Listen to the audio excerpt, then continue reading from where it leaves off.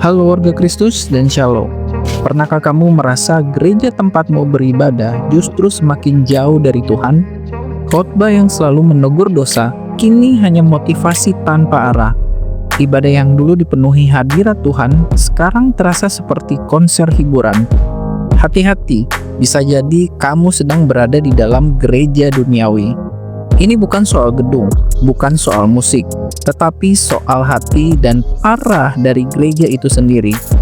Hari ini kita akan membahas 7 tanda gereja yang telah jatuh dalam keduniawian dan ayat-ayat Alkitab yang menegaskan bahaya itu. Namun, sebelum pembahasan, jangan lupa di-subscribe dan tekan notifikasi loncengnya agar mendapat info video terbaru dari kami. Oke?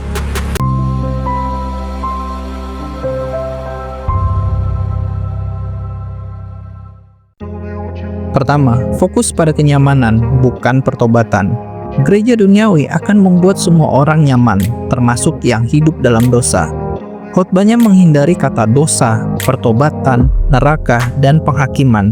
Tapi firman Tuhan jelas, beritakanlah firman siap sedia, baik atau tidak baik waktunya.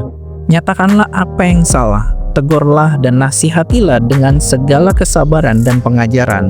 2 Timotius 4 ayat 2. Gereja bukan tempat untuk menyenangkan manusia, tapi untuk membawa mereka kepada kebenaran. Kedua, pengajaran yang terlalu motivatif dan dangkal. Khotbah-khotbah seperti cara menjadi kaya, langkah menuju sukses, atau menjadi versi terbaik dirimu terdengar bagus, tapi tanpa dasar firman Tuhan, itu hanya motivasi kosong. Sebab akan datang waktunya orang tidak dapat lagi menerima ajaran sehat. Mereka akan memalingkan telinganya dari kebenaran dan membukanya bagi dongeng. 2 Timotius 4 ayat 3-4. Gereja duniawi lebih suka memberi permen rohani daripada makanan keras yang menyehatkan jiwa.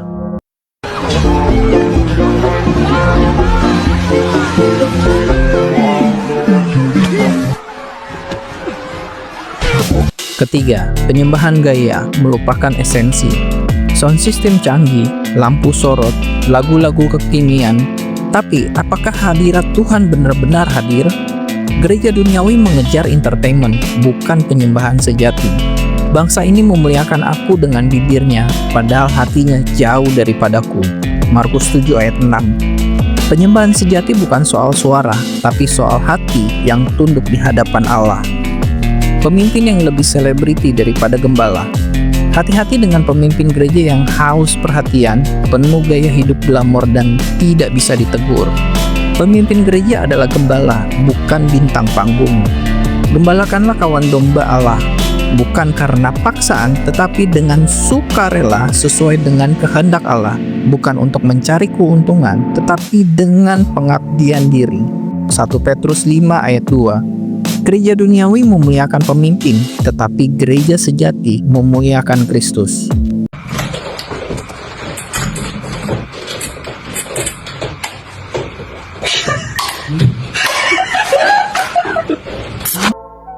Toleransi dosa demi popularitas.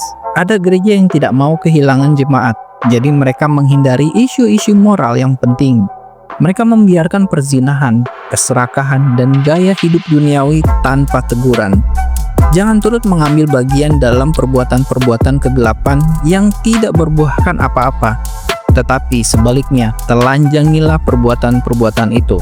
Efesus 5 ayat 11. Kasih yang sejati tidak membiarkan orang tetap dalam dosa. Kasih menuntun kepada pertobatan. Menekankan pada firman Tuhan. Ibadah tanpa pembacaan firman, khotbah tanpa penjelasan ayat.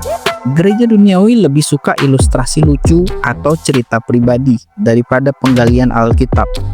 Firman-Mu itu adalah pelita bagi kakiku dan terang bagi jalanku. Mazmur 119 ayat 105. Tanpa firman, gereja akan tersesat. Tanpa firman, umat akan binasa.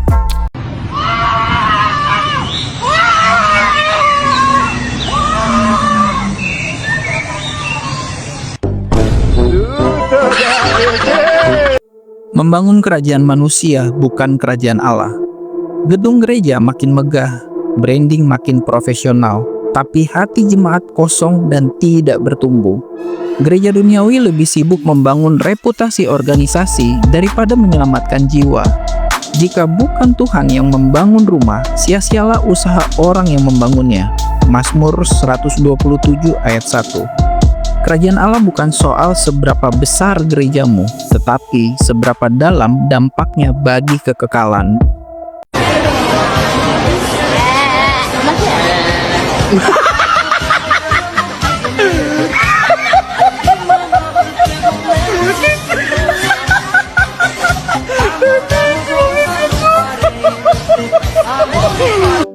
Warga Kristus yang diberkati, jangan biarkan dirimu terlena dalam kenyamanan rohani yang palsu.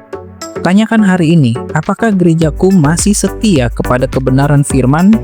Apakah aku datang untuk disenangkan atau untuk berubah? Jika kamu melihat tanda-tanda ini di sekitarmu, jangan tinggal diam. Berdoalah, konfrontasilah dengan kasih, dan jika perlu, carilah komunitas yang setia kepada firman Tuhan.